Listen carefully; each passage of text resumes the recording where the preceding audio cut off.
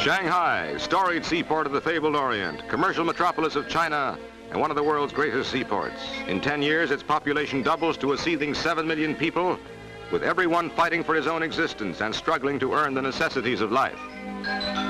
With tremendous increase in export and import trade, Soochow Creek is the scene of congestion and fever heat activity as riverboats push their way up and down the waterways, busily engaged in loading and unloading much-needed cargoes.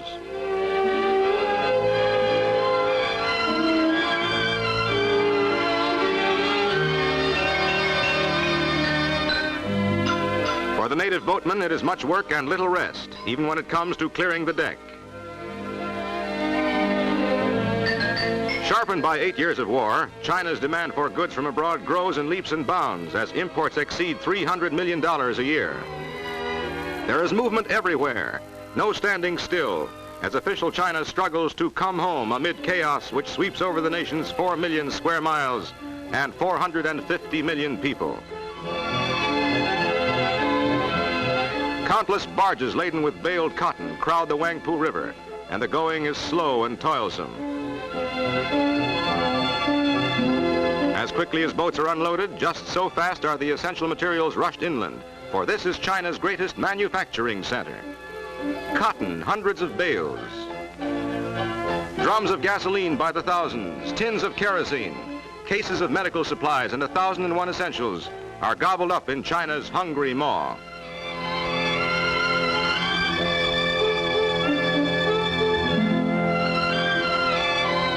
Keeping pace with the increasing volume of imports is one of Shanghai's ever-present problems, as these imports double month by month.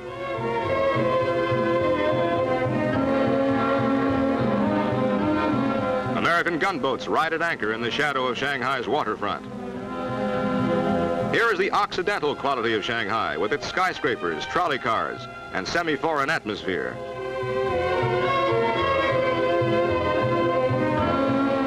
With leaders striving to stem China's constant economic chaos, Shanghai bulges with milling crowds, vehicles of all sorts, and the familiar rickshaw.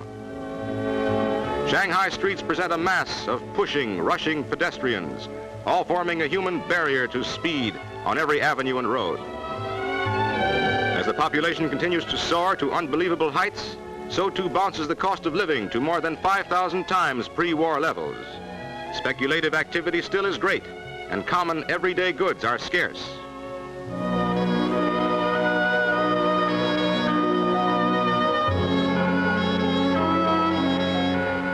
Although manufacturing gradually gains momentum, the makers of crude wooden shoes still ply their trade, sure of a market from those fortunate enough to have the necessary purchase price.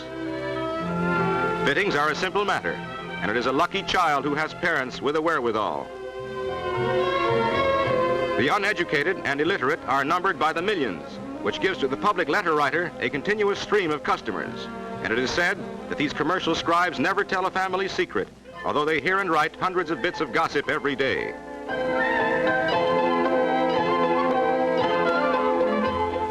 Openly vending their smuggled or pilfered goods, the black marketeers are one of the big problems for Shanghai civic leaders.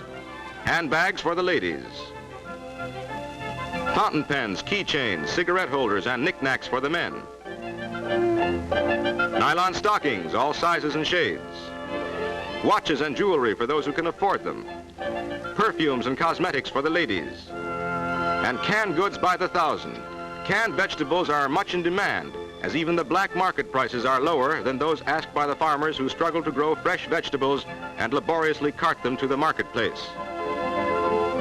Also in this conglomeration of black market goods are hundreds upon hundreds of packages and cans of GI rations, all selling to eager buyers at a fairly low price. Another problem causing great speculation in this vast city on the west bank of the Yangtze River is the low value of the Chinese dollar.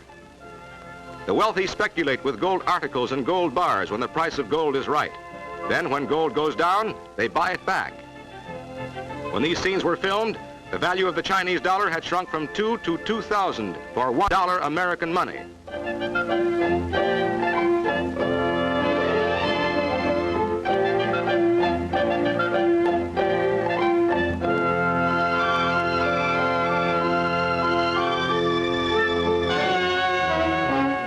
Far beyond the city, coolies still take the place of machinery as they work as human mules, doing the almost impossible job of pulling a barge against the stream in shallow water. Hundreds of pulling, tugging coolies perform these body-breaking tasks each day, seemingly against all laws of nature that demand a sufficiency of proper food. The diet of these men is mostly rice, and as a luxury, a bit of green vegetable or fish. To the native, rice costs a small fortune in Chinese dollars, and the price of a pound of beef is almost prohibitive. The bare necessities of life are very expensive, and the influx of thousands of people does not help the serious food problem in Shanghai. Nevertheless, these coolies survive, and in a continuous line laboriously transport steel for China's mills, pipelines, electrical, mechanical, and chemical equipment for its industries, and huge logs for its factories.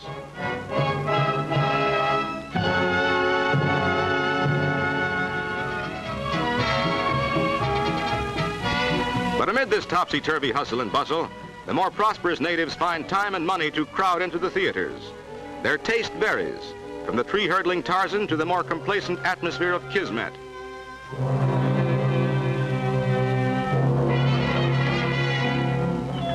However, the Orthodox prefer the native Chinese theater, and there are several in Shanghai, where they have their own stars and favorite performers. New neon lights and red Chinese characters flash by night, but there is little real gaiety among the people. Restaurants and cafes are crowded, and dancing to modern band music is the favorite pastime of Shanghai's cafe society. Although the men dress in Occidental fashion, these women stick to their Oriental gowns of genuine beauty. Every day, thousands of people come to Shanghai only to be faced with a housing shortage and absolute lack of living accommodations, while other thousands seek to migrate to nearby cities and towns less crowded. At every hour of day and night, hundreds stand in line at the North Station Railroad ticket office, hoping to purchase tickets to outside points.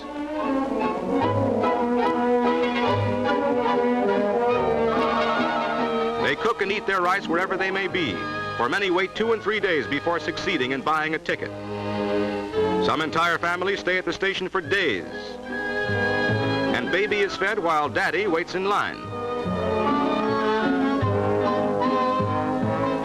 Outside the station, the situation is even worse, and incredible as it may seem, some sprawl out on the sidewalks and sleep as they wait. Many trains are not merely hours late, but days behind, and schedules are as much of a jumble as the city itself. Others too poor to have railroad fare start their migration on foot, carrying all their worldly belongings and dragging their weary bodies to somewhere, anywhere, where they can start life anew, away from the city of disarray and chaos. Shanghai, China's great metropolis, city of contrasts and confusion.